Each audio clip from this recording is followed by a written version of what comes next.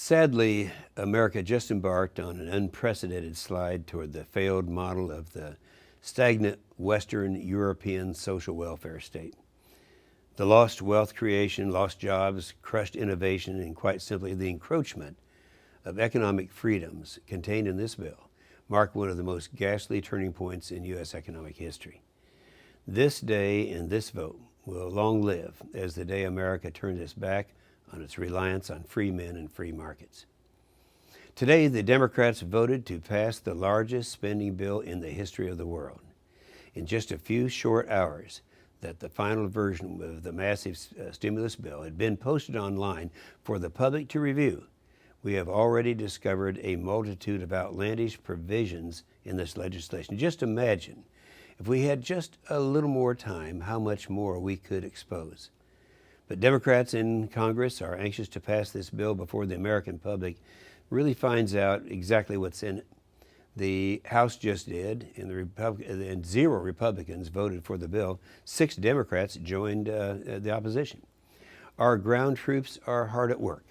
I want to thank all of you, from the Heritage Foundation to talk radio leaders to bloggers to the thousands of conservative activists pouring through every square inch of this bill to expose just a few of the ridiculous items in this bill. Here are some of the more outrageous items included in this massive spending bill to have been exposed.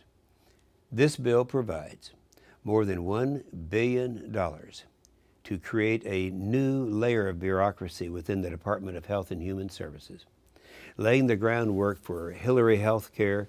Basically, this bill contains a provision that could lead to the rationing of health in health care for Americans in the future. Next, there is a provision within the stimulus package that prohibits colleges and universities with a religious mission, those that allow faith-based student groups, or those who rent their facilities for worship services, from receiving federal funding for building renovations and repairs.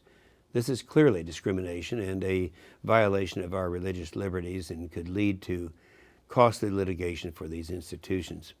On tax cuts, the news doesn't get any better. The bill went into conference with 35% of tax cuts and 65% spending. It's coming out with 27% tax cuts and 73% spending.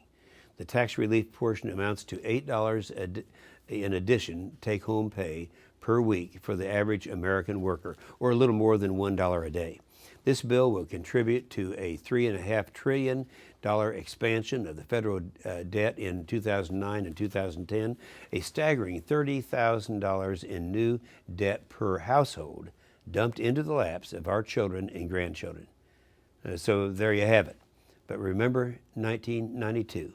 The Democrats controlled everything, the White House, the House, the Senate. And what happened? Spending skyrocketed. Hillary health care, you remember. But you also remember what happened in 1994. And you know history does have a way of repeating itself.